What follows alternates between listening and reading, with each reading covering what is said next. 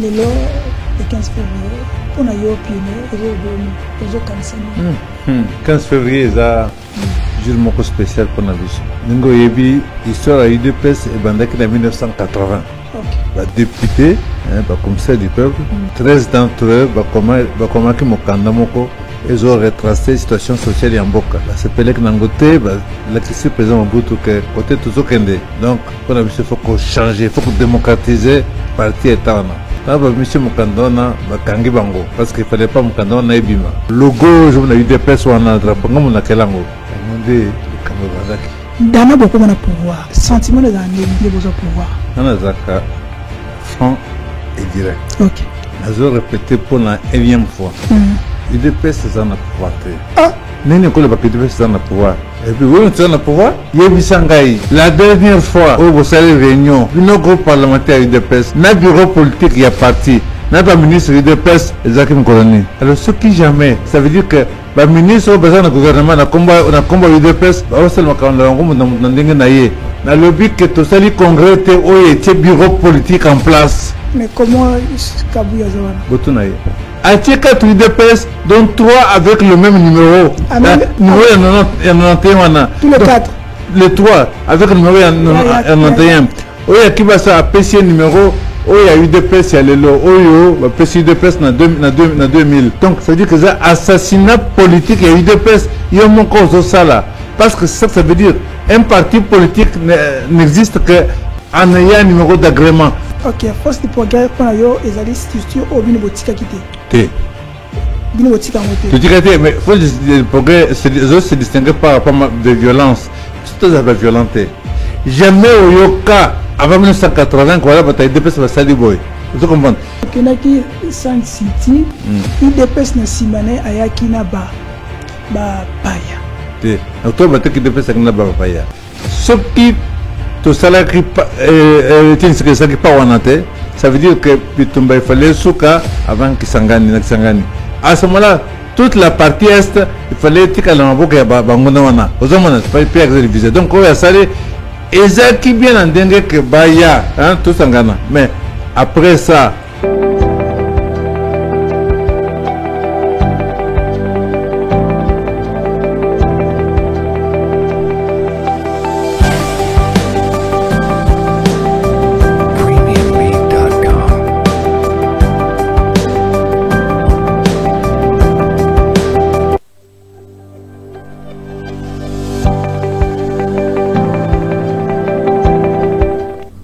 Merci, bienvenue sur notre plateau Masolo Yakati. Lelo, Ezali et Sengo Ponabiso. On est en direct, nous signalons, likez, commentez, partagez, surtout. Lelo, Ezali, émission historique, émission où on permet de Binoboye Banabozindo, qu'est-ce qui s'est passé? Et qu'est-ce qui se passe maintenant? Il y a IDPS parce que mon Lelo, le 15 février 2024, le 15 février 1982, et ça lit 42 ans, IDPS existait, mais avant Yango, et ça là qui déjà n'a mise en place qui était là, d'autres IDPS déjà 44 ans, kasi tokoniato yebana bozindo nyonso parcours ya IDPS et salama ki ndenge nini banani bazala ki bato liboso qui a eu l'idée et qu'est-ce qui a fait que l'IDPS et ça a 32 ans na opposition et ça là qui manque ya stratégie tout ça là qui peut-être manière ya kosalela ya ngozali moko ya moboko ya émission ya lelo parce que émission lelo bisiko il faut souligner le baké émission historique IDPS. Ah bon? Vous êtes prêts? Parce que nous sommes on est là avec l'un des pionniers. Il y a IDPS Benaka Ayebani, ce n'est pas quelqu'un à présenter, c'est la personne mieux connu de tous, s'appelle Corneille Moulumba. On s'est retrouvé. Mais nous allons rentrer parce qu'il y a des prix que nous allons vous donner par rapport à la situation actualité politique et sociale économique RDC, les activités socio-économiques sont paralysées depuis 6 jours. Na Kasindi, na Lubira, na Nord Kivu, ezali parmi ba commune de Mboka, la frontière, il y a Ouganda, Balbi, Bazando, marché, boutique, Nyon, ces alliés à Kokangama. Donc, le gouvernement Azwa Makambwana en mesure aye bandengini yako permettre population ba s'évacuer na occupation na bango parce que na Nord Kivu, na Sud Goma, situation est bien sûr que VPM Jean-Pierre Bemba avec na armée ba rassurer biso que Goma et Kokoyate tous ali na confiance armée na biso comme en confiance tous à côté la mais tous ongi na sima parce qu'on nous avait dit que moins escarmouche il y aura des retombées na ngambu ya M23 surtout na Rwanda. Les chefs d'État qui nous avaient promis cela, mais jusque là nous ne voyons rien. Mais ministère, il y a affaires étrangères, que nous sommes prêts à dialoguer avec le Rwanda via M23. Mais la question est celle-ci. Pourquoi tous qui tango molayi pour notre dialoguer? Qu'est-ce qui a fait que maintenant notre dialoguer? Ba disposition ni totie pour notre dialoguer. Ce qui to dialoguer to ko zwanini. Nakati ezali moko et ba break news otoko pesa bino na mokolelo kasilobi toko silisa elongo na bino.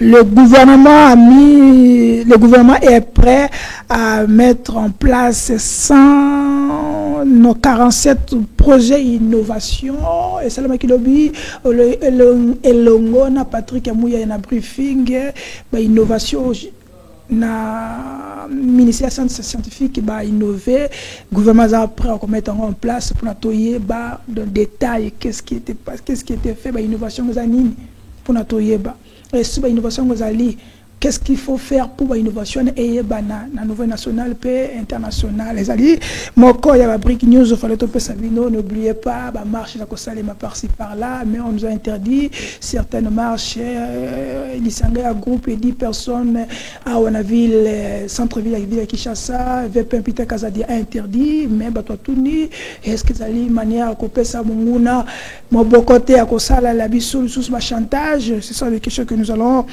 poser en ce moment, mais parce qu'il y a l'émission historique, nous allons vraiment rentrer. Il y a IDPS, deuxième mandat, il y a IDPS, Yango, tout ça, Tobanda qui Yango, le lot de la février, le 15 février. Est-ce que IDPS va célébrer Makambo? Est-ce que IDPS va célébrer Est-ce que va célébrer Makambo? Tout le partage à pouvoir. Tout le monde a déjà les listes. Est-ce que IDPS Nangonga, quelle est l'activité IDPS pour célébrer le journal? Qu'est-ce qui a été fait? Parce que jusque-là, on est tout en direct, il n'y a pas une communication sur ça. Est-ce que la bossanité? Est-ce que Mili qui a pouvoir et bossané bango ba racinité? Mais les autres ba racine. Ça va? Ok, on est là. Les pionniers Corneille Moulumba, bonjour, soyez les bienvenus sur notre plateau. Merci beaucoup. En tout cas, sûr que tout ça, l'émission va kitoko. Ok. Yaliboso, to Pessio, merci pour votre présence ici. Mais rentrez. Nafon. Les lots du 15 février. Pour nous, pionniers, ils ont le Bélonini. Ils ont Kanisani. 15 février, ça. Jour moko spécial pour Nabiso. Nengo yebi histoire à UDPS et bandaki en 1980. Ok. Député, commissaire du peuple, 13 d'entre eux, ils ont retracé la situation sociale en Boka, socio-économique, la gouvernance de là-bas. C'est pour que Nangote, l'accès président Mobutu, que côté tout ce kende. Et que c'est la plus grave encore. Donc, pour la il faut qu'on change, il faut qu'on démocratise le parti état. Tant que M. Mukandona, Kangi Bango. Parce qu'il ne fallait pas Mukandona Ebima. Kangi Bango. Ça a 1 an, dans la relégation dans les villages et tout ça.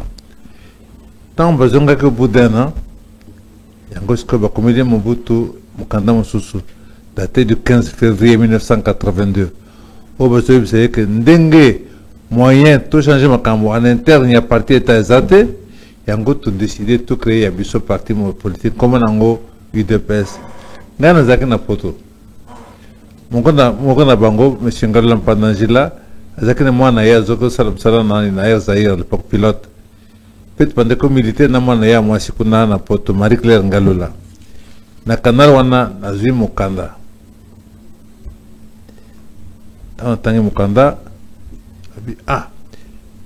na mboka na biso, na Zahir, Zahir, il y a parti état, il y a dictature. Ba Congolais, Zahir, besoin courage. Il y a non seulement comme Mukanda, comme Mobutu, mais en même temps, qu'on crée parti politique. La salle serment que si elle le koyo, qu'on choisit un jour, comme ça serment, qu'on choisit un jour, jamais cause à part ma faute. Donc la constatation surtout pour être le koyo et Simba. Nazongo n'a pas beaucoup de Simba dans Balobaka. Tout ça tout. Bah logo, je vous ai eu des personnes en drapeau, comme on a kelango. Oh. Ba logo a été drapeau comme on a kelango. N'a pas camarade, tu rédiger projet de société, tu rédiger ma statut, tu installer ma comité partout d'abord en Europe et même ici à l'intérieur. Il y a demandé le Kamwebandaki. Donc, le Kamwebandaki, moyen mon plutôt c'est pas encore social parce que dans Libanda, tu as déjà connu parce que nous avons activistes politiques très actifs déjà dans la mission de télévision tout ça. Alors, tant qu'elle est ouverte, tu sais les campagnes pour aller ouverte, tant la création du parti, tu sais les campagnes. Bah tu sais bah qui régime politique tu sais que n'engagera oh Nazaïr va créer parti on se pas bah banani wana. Donc na qui pivot il y a mouvement on à l'extérieur. OK. Donc il y a un gros banda qui n'engagera ti lelo. Donc pour la biso 1980 2024 ça fait 44 ans il y a Vinanga on a péché dans le combat où il y a eu des pèses. Le vino politique n'a pas été. Vinanga Mobimba, tout le bas, 44 ans il y a vu. 44 ans il y a Vinanga on a péché on a eu des pèses. Donc, c'est tout. La réalité que les lois de ce très bien. Na baoyo to bandaki na bango en 1980. Na ngasi na kanga moko oyo bozomo na télévision azobunda combat na kanga moko. Donc tant que na moi énergie, tant que nanga zo sala il faut n'abonder pour ne le parce que tu belé balanda kibiso des millions de Congolais balanda kibiso parce que engagement tout ça qui nango détermination il y a comment la biso c'est que parce que confiance alors toi na drogue taïr bangote donc na sentir le qu'on a pas na pekananga que toi na droit à trahir bangote il faut UDPS comme on a pouvoir il faut UDPS la comme on a bango échanger ma comme namboko. OK, nous allons y arriver. Pendant tant cela qui le 15 février là, qui était là comme d'abord le pionnier et puis membre fondateur. Le 15 février, on a ébélé beaucoup fait déjà le loté. Donc tout 13 parlementaires. Oui, bah signé que mon candidat 1980 et Tikali n'a gagné 4. Monsieur François Sangangele, Azar na Kinshasa, Monsieur Proté Lumbu Maloba, Azapé na Kinshasa, Monsieur Dion Charles qui habite ici à Kinshasa aussi, et Monsieur Lusanga Kapita Chabani. Lui, il est entre Kinshasa et Bruxelles, et Liège, pardon, en Belgique. Et quand on a côté à 13 parlementaires, le cofondateur, donc tu viens à Bango. C'est-à-dire que oui, signer mon candidat création thème autre bandaki na bango combat. Papa Corneille. Oui. Le IDPS posé pouvoir. Toto Landa Augustin Kabouya. Bon, Noma qui est formateur. Informateur, c'est ce que je voulais dire. Pour le cadrage Baluka, identifier majorité de l'Assemblée nationale pour désigner ministre et tous les premiers ministres les autres. Dans beaucoup de pouvoir. Sentiment de l'année, de besoin pouvoir. Avant de côté, on a des détails. On a franc et direct. Ok. Je vais répéter pour la énième fois. UDPS, c'est un pouvoir. Ah! Mon coya bana UDPS, moi, j'ai Étienne Tshisekedi, Azali, président de la République. Ok? A Bengisi, Batu, Oye, a Monique, Bako, Osaram Sana Bango, Basali, Bazo gouverner Mboka. Mais ce qui te yebi parti politique zanine, jamais tu crois que le bac UDPS a un pouvoir. Nous avons beaucoup fondateur de UDPS. Ça fait 44 ans et vient dans un local. On se sentir concerné par rapport à la gestion nette où il y a 5 ans au Tikoleka. Parce que, en termes de vision, en termes d'engagement politique, en termes de programme politique, et le côté de correspondre à l'ambition à Bissot. Donc, il faut beaucoup distinguer Batu na parti. Parti politique et association. Parti qui dit association dit que vous en avez associés, les membres sont des associés qui sont regroupés, structurés en cellules, en sections, en fédérations, ainsi de suite. Vous en avez bureau politique, bureau politique et parti, vous en avez bureau d'études, ainsi de suite. Hein? Vous avez organe délibérant. Ce qui vous en a sommet à parti. Ça veut dire que Tchébino, voilà. Congrès Selemi, Congrès wana, yango zo le programme ya parti, Congrès zo assemblée Congrès zo assemblée ba cadre ya parti pour ya parti na bino. Comment wana? C'est important de comprendre. Oui, ba cadre siko bazo pesa batu na ba degrés différents. Alors, ndenge tozalelo. Pour tout le bac UDPS a un pouvoir. C'est-à-dire que le parti politique, c'est le congrès hein, n'est-ce pas? Adopter un statut, un règlement intérieur, placer bureau politique, différents niveaux. Et là qu'on a sa limité. Alors, n'engagez pas le bac UDPS dans le pouvoir. Je mon côté sur la mon koyaba, pas mon koyaba. Président, il y a groupe parlementaire UDPS dans le Parlement, l'Assemblée nationale. La discussion, voilà, maintenant que tous en a pouvoir. À l'époque, c'était Saïm Badibanga. Non, président de l'Assemblée nationale, président de groupe parlementaire à l'Assemblée nationale. Si c'est pas Badibanga, c'était comment Massamba, je crois. Massamba est secrétaire général à parti. Avant, Zaki, vice-président, il y a vice-président de l'Assemblée nationale. On a le groupe parlementaire, il y a des présidents. Non, mais c'est une déco. Nous ne pouvons pas dans le pouvoir. Et puis, vous êtes dans le pouvoir? Moi, je dis, ah bon.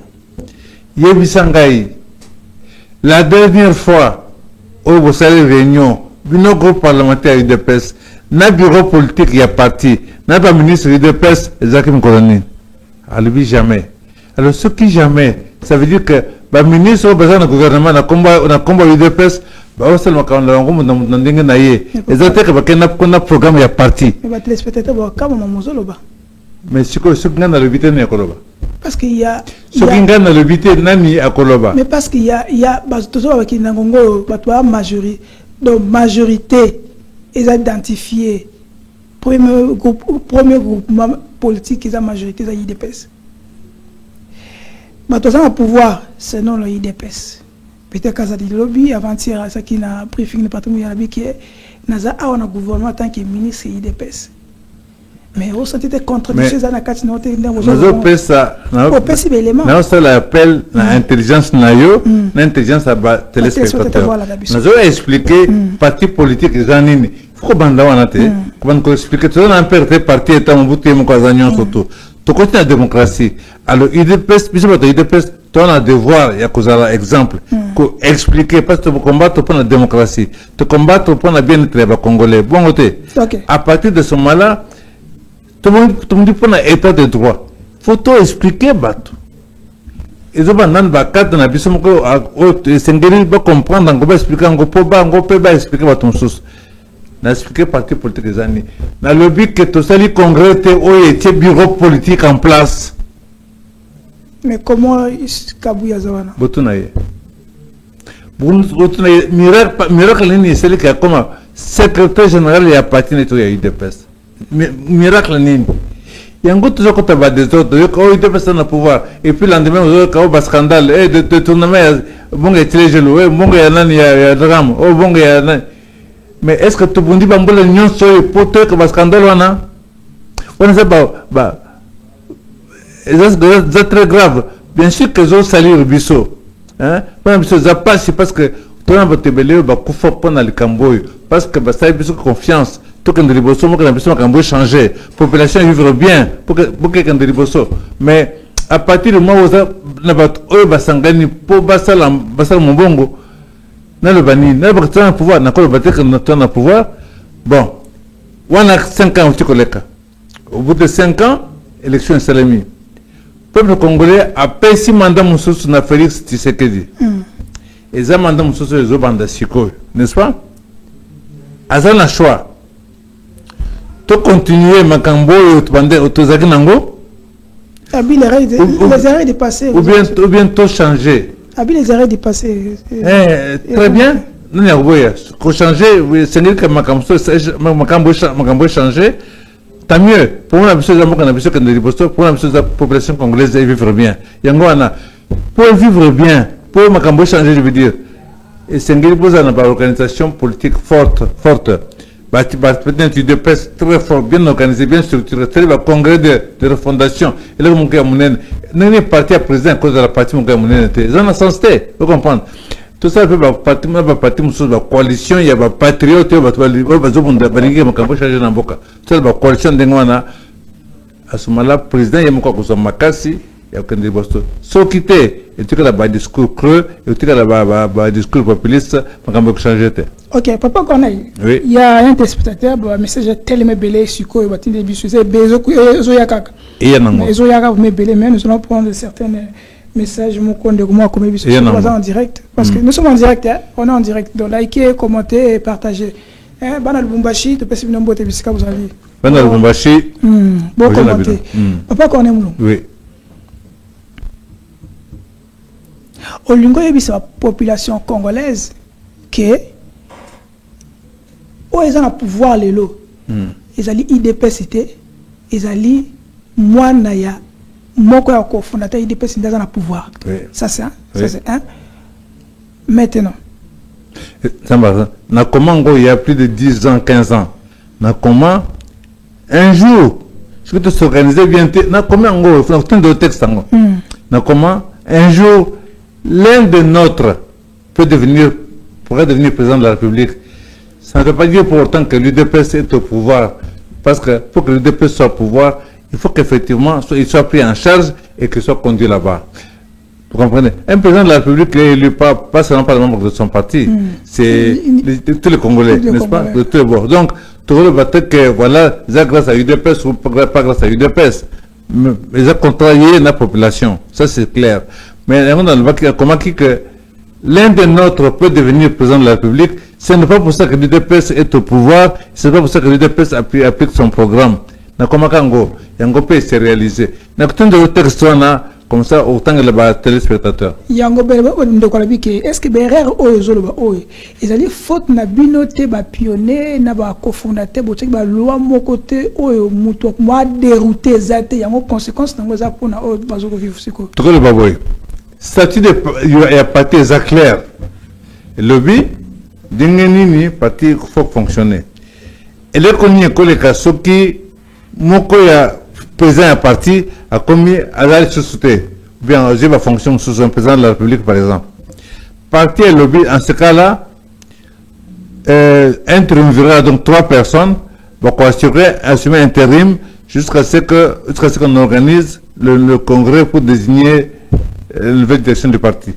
3 personnes, ils allaient secrétaire général du parti, président de la Convention démocratique, c'est-à-dire Parlement et parti, n'a président de la commission électorale. Et ça limité, tant que le président Tshisekedi comme président, asali papier moko boyo benga mandat spécial na oui pesa Kabund poste sur intérim les violations en tête c'est parti déjà parce qu'on dit que le bac il faut 3 personnes non mandat spécial les autres va noter va nommer ça c'est un Kabund à son tour a reçu papier à nommer Kabou est secrétaire général et quand c'est le matin mon kété dengue nini ukolo baké biso bateau to bunda pona état de droit toni makamande ngwana to boyeke ngwana le baké au clair na chaîne de télévision nyonso bien sûr provoquer antipathie par rapport à bateau ba jouer na pouvoir mais aussi n'engage que jouer te aussi n'engage dengue nini to ko changer condition de vie ba constituer na biso dengue nini mboka na biso to ko tomorango problème yanga yangwana pour seulement et singli boza na organisation parce que banguna na bino baza makasi koleka ba mindele tout ça baza na ba interne na bango alors il faut que ba kuta biso pe na ba organisation solide o to ko négocier ba intérêt o ya bango na o ya biso ce qui vous était aux autres benga singleton aux ayo moko ba ko dicter aux volontés na bango o ko exécuter parce que mboka na yo moko ko za na makasi te problème yangwana donc o basali erreur moko ya munene ndenge nakolo parce que balika ba ma UDPS ba UDPS mais nakolo baté dengenini parti oyo fondamentalement abundi pour na droit de l'homme oyo abundi pour na état de droit oyo abundi pour na makambo changer na mboka nous sommes dans la société na binote société comme ya nini boko sala mbongo donc besoin de zakonate est-ce que bayo kakona UDPS oui est-ce que bayo kakona UDPS loka ngate est-ce que tu as ma colonne siège IDPS oui o tsaka ma colonne siège IDPS na kende wapi uzoka awa UDP Tshisekedi kuna UDPS Kibasa kuna UDPS Chivala kuna UDPS Mubake na tu que le parti politique zanini OK sukuna tuni pesa ngai idéologie ya UDP Tshisekedi par rapport à UDPS Kibasa par rapport à UDPS Chivala par rapport à UDPS Mubake différence idéologique zanini ezate n'est-ce pas? Donc, c'est-à-dire que vous avez votre oyo, alingi, après ça, comme on a zangai. UDPS, ils ont enregistré, ils ont porté le numéro d'enregistrement officiel, ils ont épithète, ils ont UDPS point. UDPS point. Et là, comme ça, c'était. UDPS Tshisekedi. Nazol Baboy. Vice-ministre de l'Intérieur, monsieur Peter Kazadi, qui est de l'UDPS et qui est juriste. Au mois de juin, à transmettre dans la CENI liste des partis politiques au besoin autorisé pour participer à l'élection. Dans la liste, on a abimisi 4 UDPS. Dans combien est-ce que on se rend compte dans le Cambozo Sala? Le lobby parti politique moko donc le parti politique bazana kombo moko na moko dengeni ni yemu to yima kamina swana numéro d'agrément eza 1991 ezaki 091 049 je crois kala konko boy tango mzee Laurent Kabila Kotaki a interdit le parti politique. En 1999, il y a autorisé le parti politique. Mais il dit que chaque parti a un nouveau numéro d'agrément. Des gens UDPS, notamment François Lusanga, il ici un nouveau numéro d'agrément. UDPS, point, là, comme ça, c'était. Il y a un numéro officiel UDPS. Dans la liste, vice-premier chose, a commis. À 4 UDPS, dont 3 avec le même numéro. Numéro 91. Tous les 4. Les 3 avec le numéro 91. Oui, il y a ça PC numéro. Oui, il y a UDPS, il y a le lot. Oui, PC UDPS dans 2000. Est-ce qu'on se rendre compte que c'est comme UDPS parce que ça veut dire que ce qui est lobby que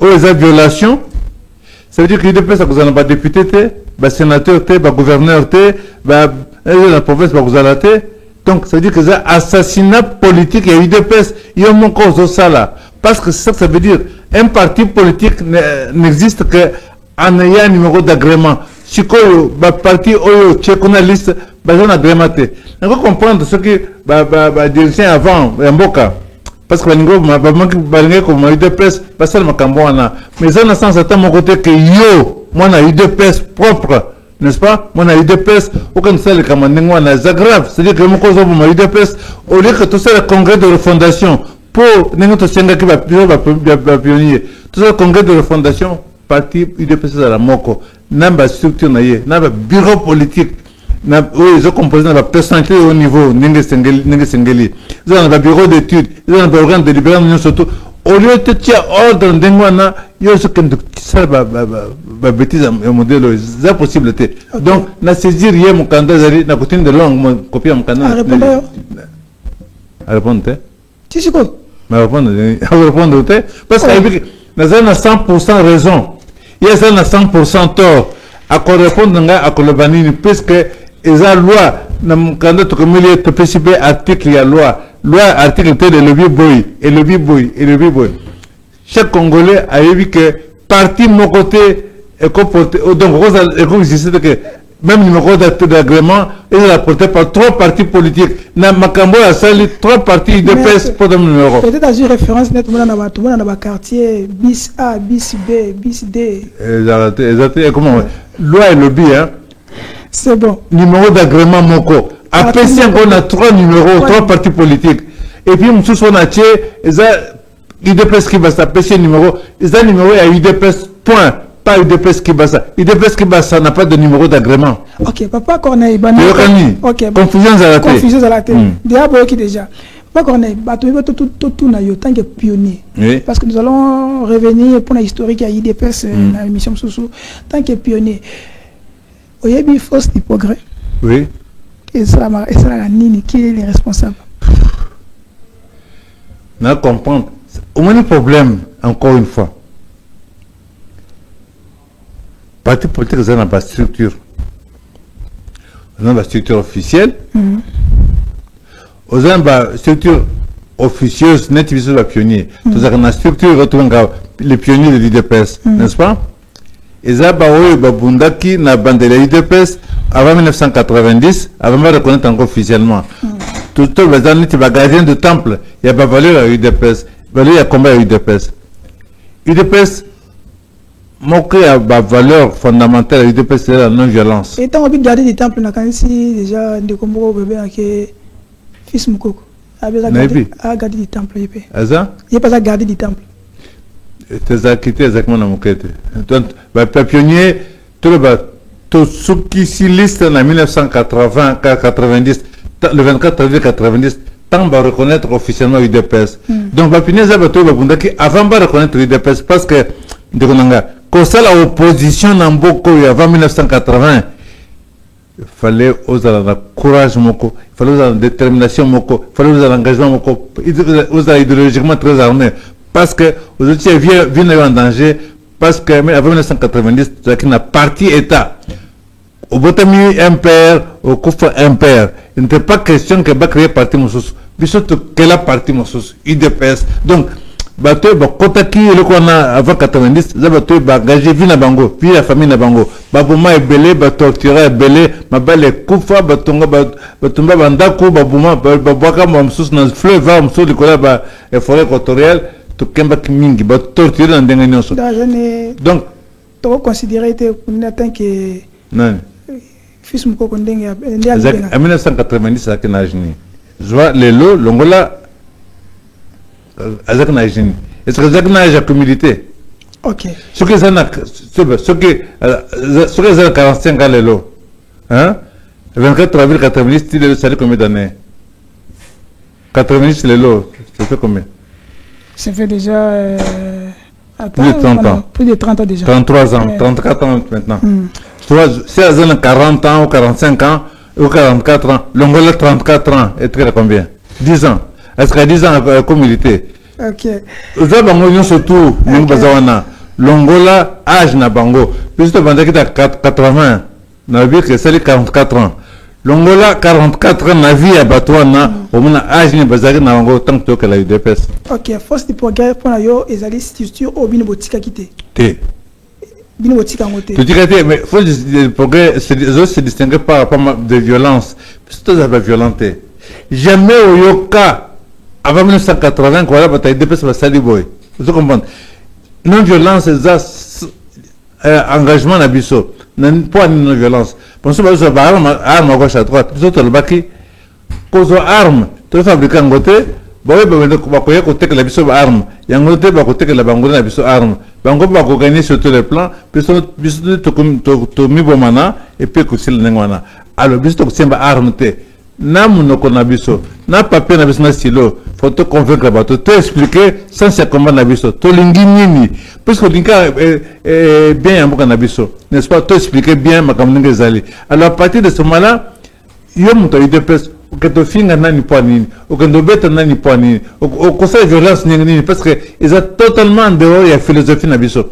Modèle nabiso ils ont Gandhi, ils ont Amatel Terkin, non violent. Alors nini biso ngoye muto idepes, ils ont congolais. Attention que j'ai un point de vue différent nanga.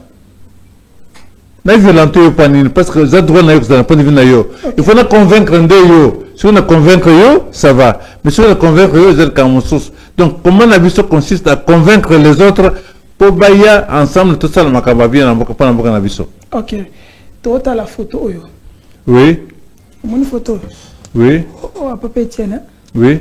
Nassimanaye, Azaria Sourébéroa, Kunda Batoire, et d'autres personnes. Oui. Ça symbolise quoi? Quand c'est ça, pendant au lendemain, à l'époque, il y a un dialogue intercongolais. La TBL a vu que photo en Ezali, IDPS, abandon au Kosa Bataki, na contact, na ba yinyamboka, ba wande. Bon, on a le papier boy. Que confondre te, batou, na parti politique. N'est-ce pas? On comprend le Congolais. Tout le régime, il y a un père, Mobutu. Yemoko eza nyonso. Un père eza nini va penser à président. À UDPS eza nangote. Muntute akoloba que voilà ngainde boy. UDPS eza créé par mutu mokote. Par rapport à la parti politique nyonso toza ngamboko. UDPS eza créé la petite bandit la 13 parlementaire la batumsus. Ba Kibasa, ba Liaou Marcel, ba Faustin Berindo, ba Vincent Boakiem, ba Etienne Tshisekedi, ba Joseph Ngaloula et j'en passe. Donc IDPS c'est ça idéologie à Moutouté, Union pour la démocratie et le progrès social. Dernier une cause de l'ensemble pour améliorer les conditions de vie à la population d'Abisso. Union, tout ça ensemble. Union sacrée. Vous confondez deux unions sacrées. Union sacrée idéologie dans les années. Programme dans les années. Est-ce que l'union sacrée est un programme? Tant que la union sacrée, dans le but de quoi? C'est la coalition autour des idées. Dans le bas, tout se mettre ensemble pour tout cela, tout cela, pour le peuple nabiso, pour le peuple nabiso. N'est-ce pas? Donc, on se met autour de l'engagement. Tant que c'est l'union sacrée, c'était autour de quoi? C'était pour faire quoi? Comme disait un peu, voilà, l'union sacrée a un engagement, tout ça la pour la population, pour gérer la population, pour gérer la nation. Pas gérer la population, pour améliorer les conditions de vie de la population. Améliorer l'image de notre pays, que notre pays est de l'avant. C'est pour ça qu'on se met ensemble. Alors, dans cette ambition-là, on définit quels sont les points que nous allons aborder. On en parlera quand on évoquera mon livre. Mais c'est d'abord ça, n'est-ce pas? On se met d'accord sur ça. Alors, on se met ensemble. Quand on se met ensemble sur ça, maintenant, on voit lequel d'entre nous est plus à même de jouer, d'apporter une contribution sur ce point de programme, tel point de programme. Et puis, on met en place un gouvernement qui représente, et les gens qui vont au gouvernement avec un programme bien clair, bien établi, qui a été discuté, mesuré, et qui est dans le cadre d'un engagement. Voilà ce qu'on va réaliser ensemble. Ça n'a pas été le cas, donc l'union sacrée pour moi c'était du sable. Ok. Pour notre côté, parce qu'on a un livre, nous allons, chers téléspectateurs, il y a un livre ici que nous allons essayer aujourd'hui pour la première fois d'essayer de rentrer à l'intérieur. Mais l'actualité nous oblige parce que c'est la première fois. Tu as les pionniers. Tu as historique et IDPS. Et si vous permettez, donc pour terminer sur la photo, photo on a ils ont engagé un gars parce que pour Nangaï, jamais tu connais. Mais faut que c'est facile de condamner Sima. Mais à ce moment-là, ceux qui à cela qui vont voter, on a à sa décharge. Ce que ceux qui vont voter, RCD n'a pas Rwandais, il fallait pas ce qu'on a qui s'engane, ok? Si vous avez un Kisangani, peut-être au moment où le balélo, RDC, il fallait le couper en deux, parti wana sous contrôle et abatoyo, là c'est mon bango bamindele américain tout ça. Tant que kenaki San City, il dépêche na simane ayaki na ba paya. Donc toi batte qui dépêche na ba paya. Au moment de négociation, n'est-ce pas? Il y a eu un problème, un désaccord, effectivement, qui a fait qu'il y avait deux camps. Il y avait le camp de Bapaya, ce qui, tout ça, ça veut dire que il fallait souka avant qu'il s'engane. À ce moment-là, toute la partie est, il fallait que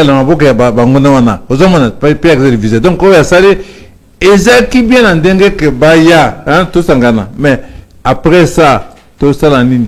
Net lelo, tu crois qu'on doit reprocher lelo parce que et là comme côté ils ont empêché surtout la décision que corriger l'erreur. Attends ce que bon ça l'erreur dans politique. D'abord, il y a bien que si comme ça la maille, ils ont coulé la maille.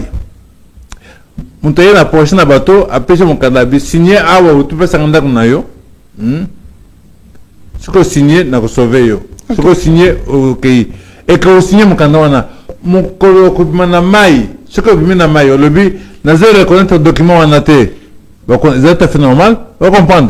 Donc, le côté empêché et justifié que tout ça n'a pas rendu, n'a pas été en boucle d'habitude, n'a pas été en armée d'habitude, n'a pas été en service de police, n'a pas été en service de renseignement. Et là, côté, ils ont justifié parce que tu as la possibilité, il y a Colombo Bango. Service contre-espionnage, il faut ça, n'est-ce pas? Ils ont engopé. Ok, ndeko derrière la vision photo moko. Photo ya ndeko moko. J'espère y est bien. On peut savoir son point de vue na yo parce qu'il y a dans l'actualité comme on a eu Augustin Kabouya. Ba nommé informateur. Oui. Ndengo mon yaye. Ndengo is. D'abord oyebaye avant ya après yo to tango ya yo zana na IDPS. Oh bazabanate. Balana. Bazabanate. Même si tu venais à 80. OK. N'âge na ye longola 44 ans, côté la combien? C'est compliqué c'est mathématique.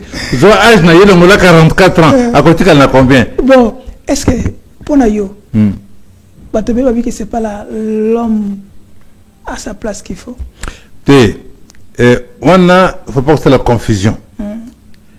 Informateur et sa responsabilité personnelle et chef de l'État. Ok? Donc, au rectifier, le chef de l'État a désigné, ce qu'il a désigné, c'est que Aïvitina, n'est-ce pas? Ce que vous voulez dire, c'est le président de la République. Le président de la République a assumé la responsabilité. A désigné, elle a désigné, elle est obligée de désigner le IDPS. Elle a bloqué. Informateur, accompagné parmi les députés ou en dehors des députés, accompagné homme d'affaires, ils sont informateurs. Donc, ils ont responsabilité. Maintenant, c'est que chaque jour, les Congolais dans l'Est, chaque jour, les Congolais dans Zalao. C'est-à-dire que période où on a en place le gouvernement et comme l'éternellement. Donc, c'est très rapide. Donc, majorité, à cause de majorité. Après ça, le président encore désigné formateur, il y a gouvernement, ou bien encore désigné directement Premier ministre. Formateur, c'est nécessairement Premier ministre directement, à cause de former gouvernement, Premier ministre, ça pas. Alors, donc, ça veut dire que ce que le président de la République a nommé, Azan n'a pas raison, essentiel pour les amis, tu as jugé était pour Bongo. N'est-ce pas? Bloqué. Tu vas bloquer parce que la PCI est un mois. La PCI est un mois. Acte de désignation, la PCI est un mois renouvelable une fois. Donc, ça veut dire qu'à cause de 2 mois. Maintenant, dans le Tikoloba, Awa, Oyokas, Baboumi Lelo, Bombe, c'est que tant que tu as un gouvernement, il y a quoi assumer la responsabilité parce que le gouvernement en place a démissionnaire. Bah, pas démissionner. Oui? Bah, ah, bon, oui. Babi que. Babi si 8 jours. Dans 8 jours. Pas 8 jours. Hein? Babi si. Normalement, tant que vous avez validé le mandat, babi ça, babi ça dans l'institution. Ils ont le PDG, ils ont le gouvernement, babi ça dans 8 jours pour pas se déterminer. Ou bien ils ont tiré dans le gouvernement, ou bien ils ont tiré dans le parlement. Non, le Premier ministre était à ce qu'il y a saisir coup. Oui. Le Premier ministre qui a saisir. Encore c'est saisir coup pour la raison parce que là comme c'est évident c'est normal. Mais c'est le parlement qui contrôle le gouvernement. Il y a un gouvernement. Au niveau du gouvernement d'un député d'Engini, c'est un sens. Et comment ça le maté? Comment vous donc il y a une cause de la contrôleur na yomoko. Babi que les pays dans la guerre, on doit. Oui. Les pays en guerre, il faut pas la parce que. Pays en guerre justement te perdre trop de temps. Trop de temps. Ok. Le président de la République devrait au plus tôt en finir pour que nous puissions avoir un gouvernement. On pourra en parler si on est vraiment venu. Donc, pour la toco livre, Papa Corneille Moulumba Mujinga. Mujangi. Mujangi. Oui. Corneille Moulumba Mujangi. Oui. Ok. Tango yo kakabat bazo kolobake pouvoir est en place, pouvoir IDP c'est ça pouvoir beaucoup tribalisme. D'abord na éducation. Pouvoir c'est biso. Et c'est le biso ne ba pouvoir. Na oui oui. Mon toko bandingo na saka éviter pouvoir les amis. Est-ce que au corps projet mon toko a éviter les fautes na été. Ah, ça cause oyeba. Oui. Et ça cause en oyeba mais ça cause en oyeba. Ko bande pour biso ndengani. D'abord un dernier truc le bas. Pour comme président de la République, faut pas voter dans la province nyonso. Je crois que le président pour la biso ndengani, président pour pas congolais nyonso. C'est logique déjà. Ça c'est un. C'est vrai que na UDPS aux gens ba kassayen et belé. Mais je vais expliquer. Na ba 13 parlementaires wana, pratiquement 8 ba uti kasai. 8. Au moins 8. Attends, ba cause de la net mtonnet lusanga. Ba élire rien na Katanga, n'est-ce pas? Mais Aza originaire ya Kasai, Aza originaire ya Lomami Lelo, n'est-ce pas? Donc, mais ce qui n'a parti politique de presse, aux autres gens n'a pas élu, n'est-ce pas? Tiseke di Bazaki ba élu, Bangalou la Bazaki ba élu et j'en passe. Donc, maintenant, Aza na base na yé déjà. Awa base na yé landier. Donc, c'est plus facile aussi pour démarrer parce que Aza na bateau Bazaki déjà ba élu. Mais na Kanisi, secrétaire général de presse, M. Pongo, Congo Central. Secrétaire général de presse, M. Rémi Massamba, Congo Central. Secrétaire général de presse, M. Jacquemin Chabani, ainsi de suite. Lélo. Mais ce qui. Lélo dans le secrétaire général, parce que. C'est congrès de Gonangaï. Bon, hein, ok, appelez-le comme ça. Tout le babouille, hein. Il va pas nommer le secrétaire général de presse. Il faut bundapote et pas na yokona on mobiliser. Na n'engage pas na yo pour me faire député 2, 3, 4, 5. Pour de presse et de presse poids. Il va pas nommer na Congo central. Ils ont pas eu jouir te. Au secrétaire général, il faut bunda poète côté na Congo central, il dépêche la bien assis. Aux ailes de Gonanga. Oyoka macha momenité. Obi? Macha moment. Macha moment. Oyoka monté. Ils ont parole moko déplacée. Oh. Ils ont déplacé. Bon, ils ont déplacé, mais vous avez un peu le contexte. Azan na kabe kamonga. Ngana za mutakabe ya kamonga. Netiye. Tu vas bisumba tu vas territoire ya kabe kamonga. Mais deux villages voisins. Azozwa, Aluka, Rozwa, fibre, je ne dirais pas patriotique, presque tribal en disant, pour soutenir un gars, Nazamouan Nabino, c'est ce que ça veut dire, Nazamouan Nabino. Bon, est-ce que tu peux dire pour ça que voilà, ils vont pouvoir évoluer? Ce que Ken a Kabe Kamanga Lelo, on a Sangalo comme ce que dit Sali Kabe Kamanga. Ou bien Kasamba, Asali Nakasai Nikonanga. Il n'a commandé. Oui? Il n'a commandé à la place. Donc, on a débattu, donc, Kozaka ba parole te peut en dimension puisque concrètement au côté le konini basali konati le en 5 ans. OK, toi aussi ça peut te côté livre. Donc déjà à propos de image moko ya Kambala Kalamba Mbouji. Mzela. Voilà que c'est Mzela wana. Oui. Autant ndenge zali après. J'imagine. C'est catastrophe. C'est catastrophe. C'est catastrophe. Vous imaginez déjà il y a vous imaginez déjà. Ah. C'est catastrophe. Oh, toi le principe nanga ça boy. Na laissé tout dans ba voisin belé. Tona banzela belé o zo kende libanda mboka o kende Angola zo kende pona ngai tout bunda pona banzela zo kota na kati ya Congo. Kwa nini? Parce que étendue superficie ya bamboka nyonso o eza autour du Congo. Ce que c'est superficie wana eza moins que superficie ya Congo yemoko. Ce que c'est la population bamboka nyonso wana za zinga na Congo, hein, ngona biso. Baza moins nombreux que la population Congo. Ça peut être 350 millions ou plus, n'est-ce pas? Donc, tout le marché intérieur, comme vous dites, tout le monde peut être marché intérieur, on a tout servir Bango. Et ça, dans le sens que tout le monde a vu que les autres Talibanda, alors que comme ça, ils ont pour la Nakati Mboka. Donc, ou pas qu'à Mambouge, tout ça, c'est vrai. Au côté de l'engagement, ils sont plus important pour moi qu'à la Mambouge. Ok. La première dame, Denise Nyakero, à Lobi Boye, on a Lingala, à Lobi, parti Est de la République Nabiso, ils allaient occuper par Rwandais, même à l'autre côté, nos enfants de Banabiso vont récupérer. Et ça, dans le sens de et là, comme mon côté, ils ont empêché les patriotes congolais. Ce qui est besoin de tête du pays, ce qui est besoin d'un gouvernement, ce qui nous a créé à institution, et c'est là que tout reporté plus tard au Etoko Sala Lelo. Awa Namaluku, Nangambe Congo Brazzaville, Rwanda a oti kozwa 120 km². Ça veut dire que nous avons vu, nous avons Kinshasa comme ils veulent, nous avons armes, nous avons nyonso. Tu veux quitter que le Parlement, même le président de la République, même le gouvernement, va protester officiellement. Pourquoi? Comment voulez-vous que le pays ennemi, oh, tu vois que la Bitumba, bailler pour le terrain juste à notre frontière. Ils ont la sensité. Alors, donc, on a vu, ma belle, il faut tout ça, tout c'est décider les lots. Les lots, tout décider les lots. Tout déployer au moins 50 000 militaires congolais dans la partie est du pays. Au moins 50 000. Tu vois, le minerai, il y a éteint, le minerai cuivre, il y a cobalt, il y a soana. Moutoumou côté le cuivre. Moutoumou côté le cobalt, ni éteint, ni cassiterie, ni quoi que ce soit. Tout négocier jugement, mon qu'on a bambok, va payer, besoin de fabriquer des armes. Va payer sa biseau, des armes. Tout arme, besoin de biseau, va kende kuna. Bah, M23, on a besoin combien? Et puis, surtout, Kagame, à sa présence, petit pays comme des Liputiens, ou peut-être un territoire du Congo. À un moyen, à mon côté, Kobuni Sabiso.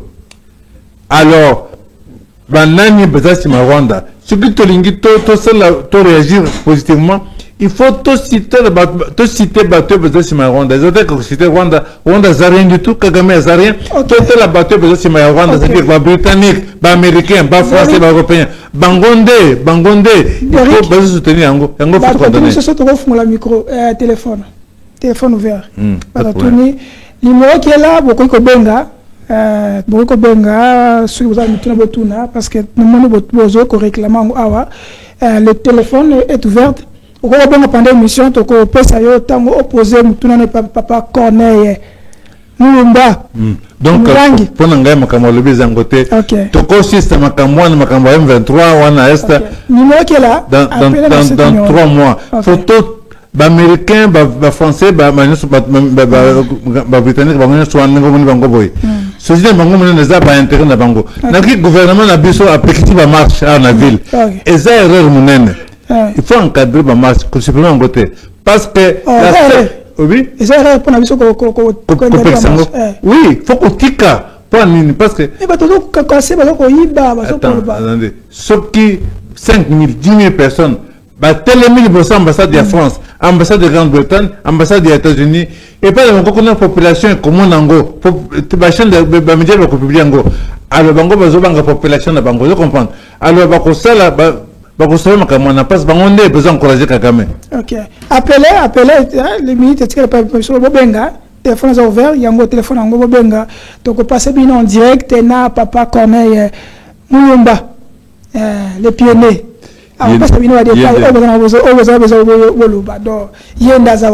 Papa Corneille. Oui. Avant quand on a livre, tant qu'on dit je suis à IDPS, mon pouvoir. Et puis je suis en pouvoir, je suis en IDPS en pouvoir. Président de la République, Nina Zaboy. Ce qu'on a un changement, on a fait sur la piste. À ça la boy. Les bossos, pas de ministère moyen, tous les ministères UDPS, tout organisé UDPS, vous comprenez? Azala na parti na yemoko o ya idéologie, a force mango. Ah ça parti na yemoko. Te a relevé UDPS. Après ça ministère mbongo, to relevé parti na biso UDPS. O za parti za membre UDPS. Parti on a été les mains. À partir de là maintenant to ça la coalition bien, to négocier bien. RDC dans nyonso tout pour tout très bien. OK. Zoaka bongo président Félix Antoine Tshisekedi dit bon mais c'est béton. En place, mais tout le monde a $3, ils ont matin, insécurité, na quasiment étendu sur la République, na quoi moutou, anakisha kuluna kolobate, transport na ibike omunaka, et matara Ernest Elingi. Le bas na Zoaka. Oyo Zoaka. Na climatisé, na kota kaba taxi bus. Il a pouvoir, il a pouvoir, ce que tu as dit na pouvoir. Tu as pouvoir te zoke manenge to zabo il faut pas bango bien au moins ba yo 5 ans za makolo oh na section Joana na victoire yo gâté landote Joana victoire dans la transport et puis mbo les hommes menacés na moni moto moko na 26 moto aye na mati na moto komata na moto na avec moto moko papa moko ba soba pionnier. Yo so matana moto Chilomboza président de la République. Oui, on a comme. Si on a bien ça la nuit. Tant que Chilomboza qu'on a pas cortège d'ailleurs, on mangat. Chilomboza binga bande qu'on est, binga pas bottine, binga pas oncle, binga trop bien. Tu vas te prendre calat. Tant que Chilomboza qu'on a pas cortège on a pas cortège parce que tu te poques. Ah oui, je me suis à autant que je pouvoir, ta boulevard là, là taxi, là pour ça.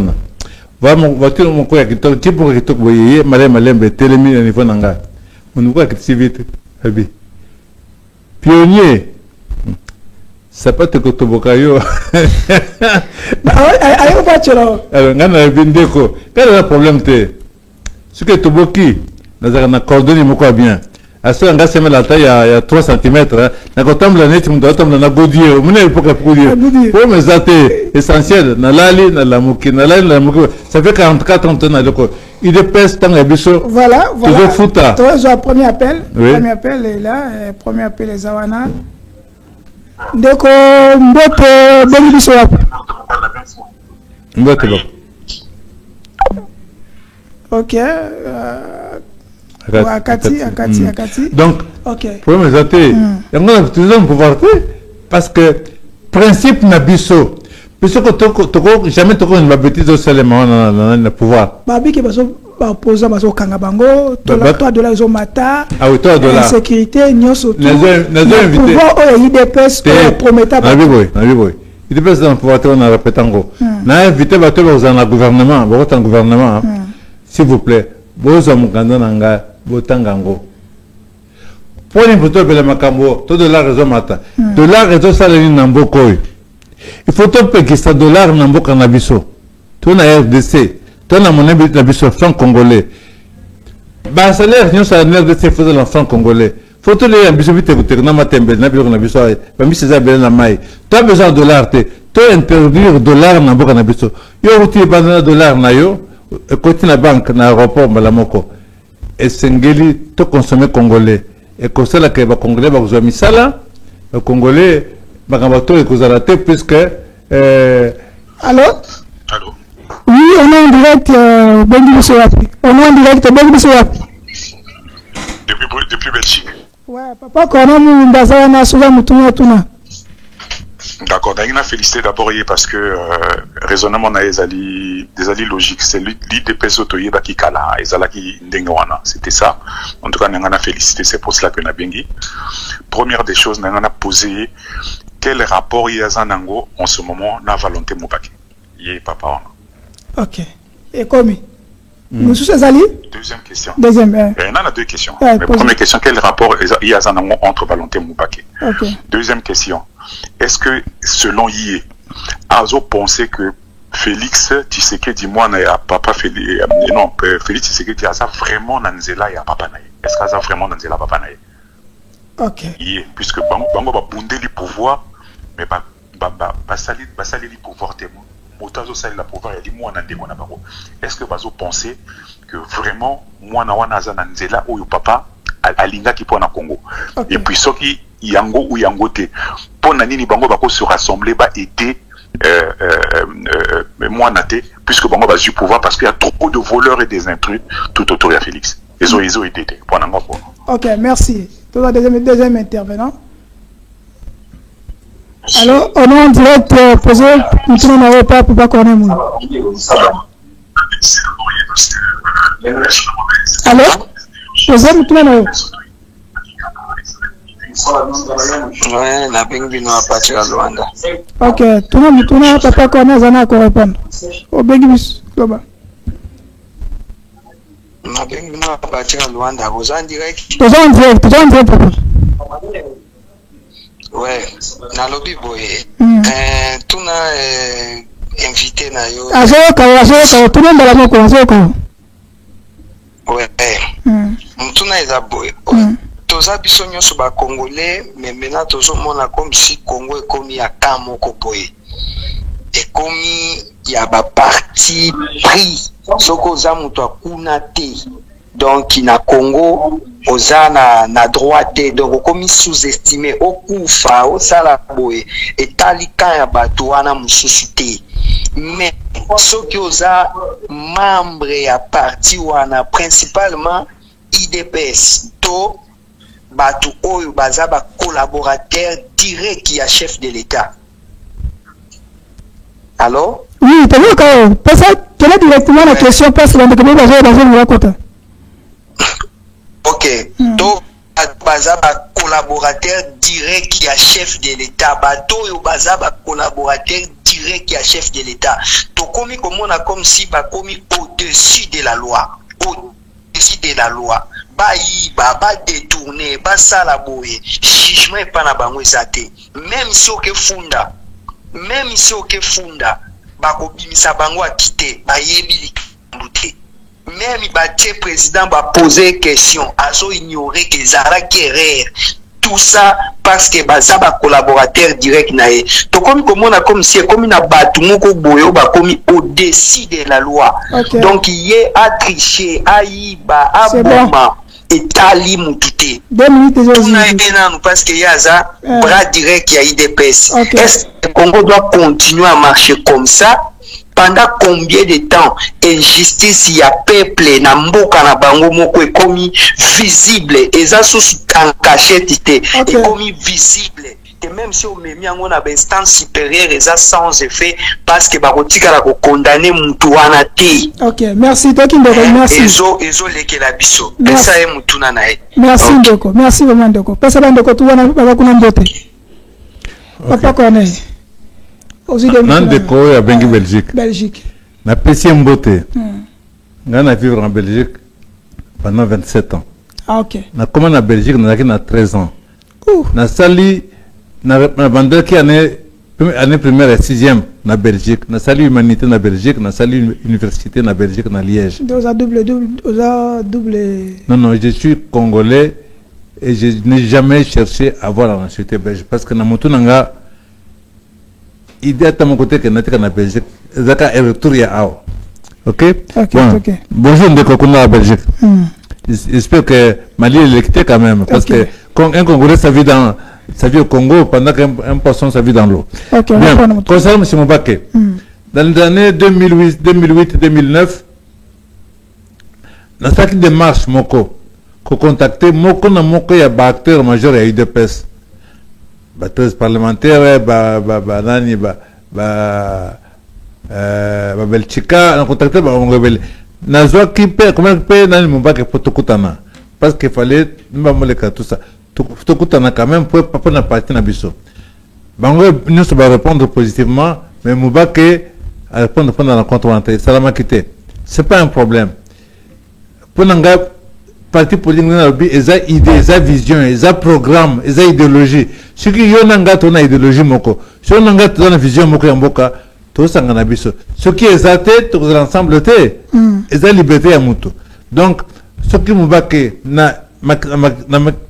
netinga, makila nanga, esprit nanga, motema nanga, d'autres nanga besoin de UDPS. Ce que les gens pas naïe, alors il faut tout qu'on a besoin de UDPS. Tout le monde a dit que tout ça la peine d'embarquer na biso. En ce qui concerne Zela, il y a Félix Aouzwa. On a le clairement que premier mandat il y a Félix Zaki totalement en dehors. Zaki combat UDPS. Dans le bango na répétango. Beaucoup d'erreurs. Pendant le premier mandat, Ezaki Gachi, parce que pendant peut-être que dans le deuxième mandat, tu connais quelque chose. Allô? Allô, Charlie? On est en direct sur l'historique de l'IDPS. Est-ce que vous avez une question à poser à M. Corneille Lumumba? Oui, la seule question que je vais poser à mon vieux grand frère Corneille Moulumba, de la vraie UDPS. Mais pendant que maintenant le président Tshisekedi vient encore de prendre un deuxième mandat, qu'en est-il maintenant du parti politique UDPS? Qu'est-ce que les Congolais doivent retenir? Est-ce qu'il y a toujours, ou ça sera toujours UDPS Tshisekedi, UDPS Moubake et UDPS que lui, le vieux Corneille, est resté dans l'authentique? Voilà ma préoccupation. Ok, je réponds en disant... Ok, il vous répond directement. Je réponds en disant... D'abord, bonjour mon cher frère. Il est à Lubumbashi. Je vous salue à Lubumbashi. Thierry Moukelekele, oui. Comment vous allez? Je connais, non? Thierry Moukelekele. Oui, c'est mon vieux. Je sais. Mes salutations. Je dis ceci. Il n'y a pas de miracle. Monsieur Félix Tshisekedi vient d'avoir un nouveau mandat du peuple congolais. Alors, ou bien il s'investit, il donne le moyen parce qu'il ne doit pas s'occuper de tout, il donne le moyen nécessaire, il contraint les ministres, membres de l'UDPS et tout le monde, à ce qu'on puisse y avoir un congrès de l'UDPS, un congrès de refondation, pendant une semaine ou même 10 jours, 15 jours, que les cadres d'austérité quelque part réfléchissent, s'organisent, se structurent, reviennent de là avec un bureau politique digne de l'UDPS, avec des organes délibérants, avec des bureaux d'études et tout ça, pour qu'effectivement nous puissions aller nous remettre le parti sur les rails et ramener la politique sur les rails et lui apporter là où il est l'aide qu'il faut. Ce n'est pas dans la condition actuelle où il s'entoure des gens qui sont davantage reconnus pour de vols, de détournements, tout le reste de complaisance que le pays va aller de l'avant. Donc il a une chance exceptionnelle, il a eu deux chances exceptionnelles. La première chance exceptionnelle, c'est qu'il a accédé au pouvoir par une voie démocratique, pacifique. On a eu ce qu'on appelait une passation pacifique et délibérée de pouvoir. Donc il y a eu remise et reprise pour la première fois. Donc au lieu qu'il rassemble les cadres de l'UDPS autour de lui pour travailler, réfléchir avec eux, ce que fait, il ne l'a pas fait. Mais en réalité, on a eu un gouvernement qui a tapé à côté. Maintenant, le peuple congolais lui avait donné un nouveau mandat. Très bien. Alors qu'il dote le pays d'un gouvernement à même de faire quelque chose, qui donne le moyen pour que le parti se remette debout. Nous avons des idées, et j'ai écrit un livre, je répète, nous avons toute une série d'idées là-dedans, et ça peut nous aider à partir d'un bon pied. Ok, y a-t-il d'autres questions? Oui, peut-être une dernière question avec sous-question. Ouais.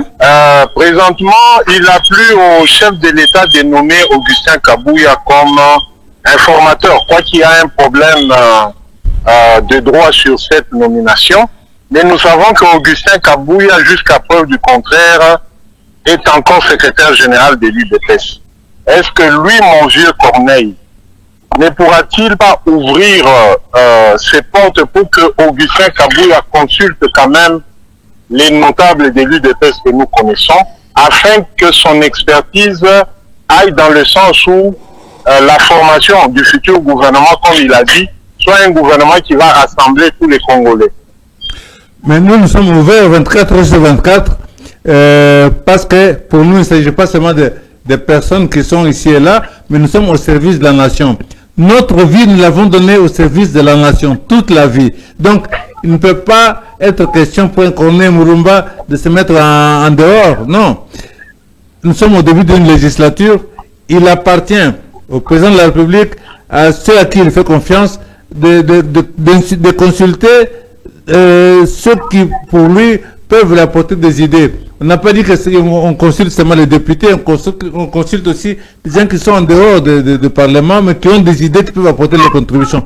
Et nous sommes disposés à apporter notre contribution pour que le mandat du président, le nouveau mandat du président réussisse naturellement. Ok.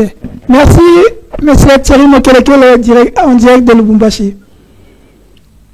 C'est moi qui vous remercie. Ok. Papa Corneille Mulumba, il y a pas au côté bien saturé. Répondre à Moutou Angola, comment on peut faire pour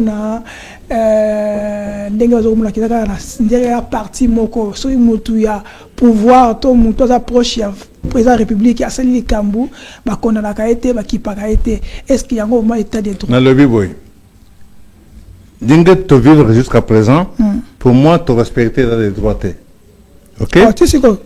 Tu respectes en côté. Il y a un gens d'accord dans qu'on a vu que il faut tous s'investir.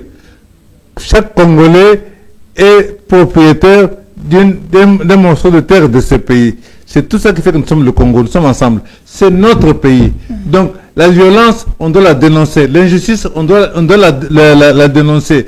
Donc ce qui s'est passé n'a pas été bon. Encore une fois, j'insiste, je répète, le président de la République vient d'avoir un nouveau mandat avec comment dirais-je, un score exceptionnel.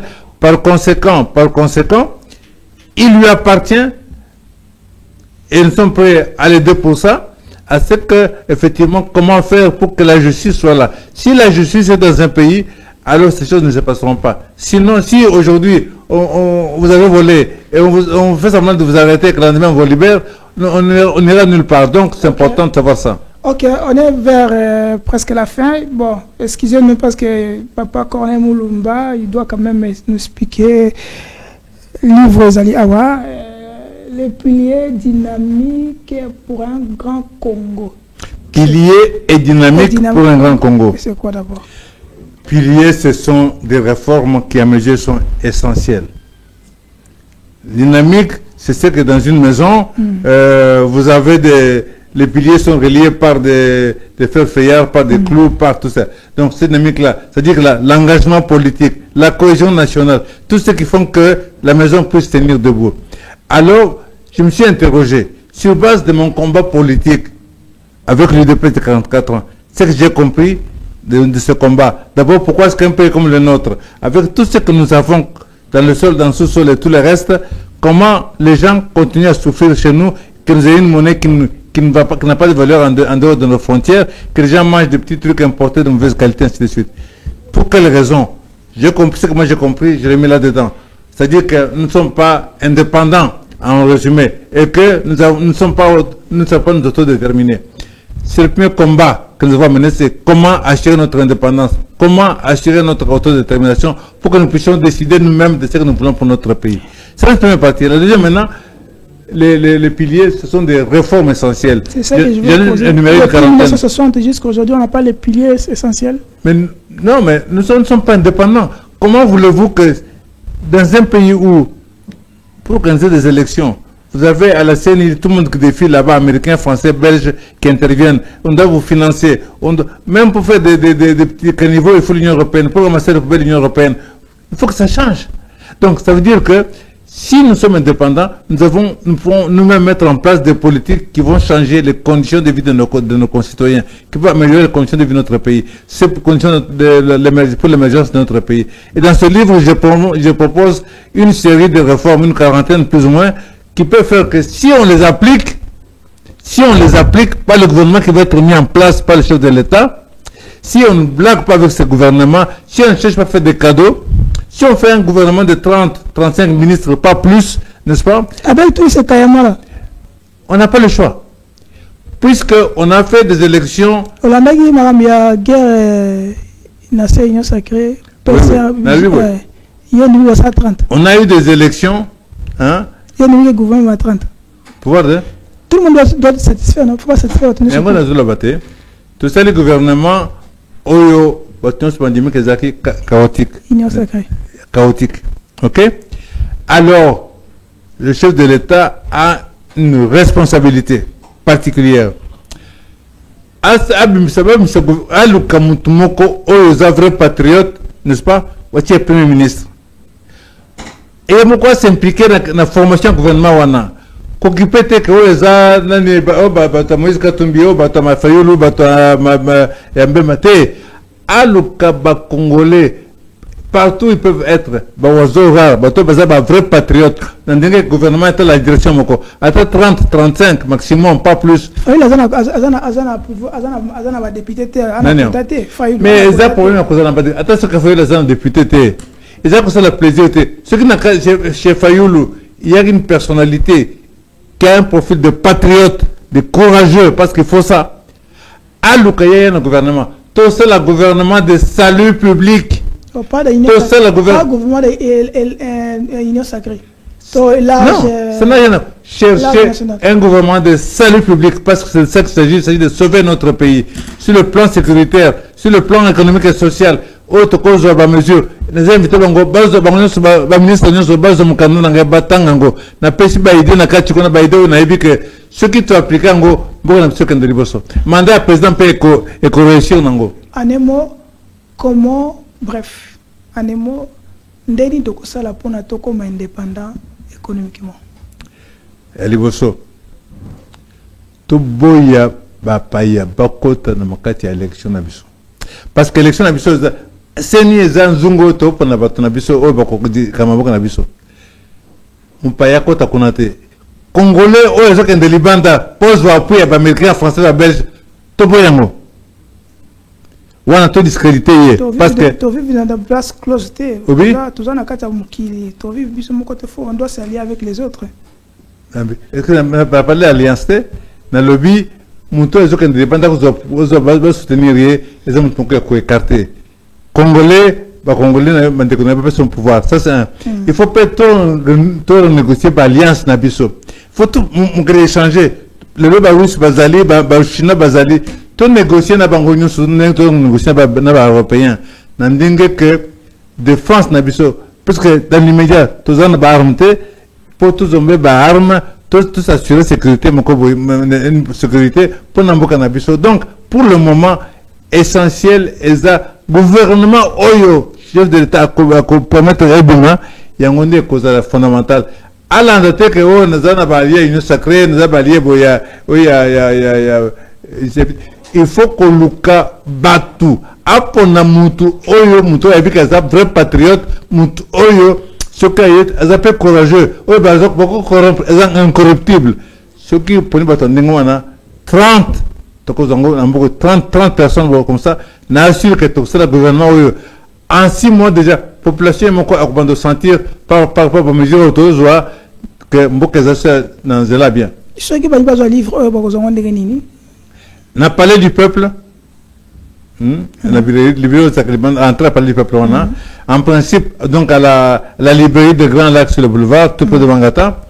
Bako benga yo pe na chaîne na yo bako benga ngala numéro nanga 081 28 28 628 na répéter 081 28 28 628 ou bien bako benga yo pour me sater libre les vendu à $50 ah ouais bon na Belgique et cause à $60 parce que 60 € parce qu'il faut en même temps tout de la bango ceci nanga bateau ya bateau bazala kami na ba téléphone comment il peut récupérer il y a aussi un moyen mukanda beaucoup zango pe na monnaie électronique na Amazon beaucoup zango mais kuna bazo te on a $145 ça nango kuna so beaucoup na Amazon bo aussi pilier dynamique pour le Congo au zango mais c'est $145 ceci nanga ezake ba congolais ba cadre congolais batanga mukando yango ezaki important pour nga que tu imprimer ngo awa mais moyen pesate yango na profiter na mikona yo la senga bato oyo bako sala sabiso pour tu imprimer mukando ceci nanga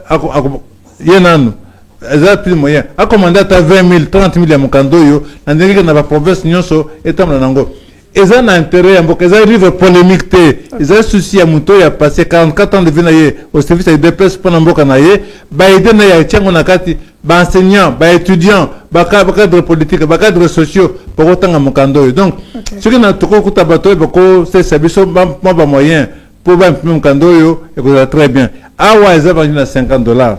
Mais, ceci n'engage que ce qui te dit, sponsor, tu vois que c'est plus $25, $20 pour maximum, il y a tout battant. Ok. Merci, c'était pour nous un grand plaisir. Merci pour votre présence. Parce qu'honoré Bisso, honoré les spectateurs, Bisso, Obalandi, parce que nous avons besoin de 5 appels, mais la prochaine fois, nous allons revenir avec Papa Corneille Moulumba, les pionniers, pour nous côté sur nos Bozindo, par rapport à questionnaire, mais tout le commentaire, nous allons revenir encore. Je crois que si nous avons suivi chaque semaine, on aurait journée pour l'émission, on n'a pas connaître pour na déjà parce que notre pays a un problème historique.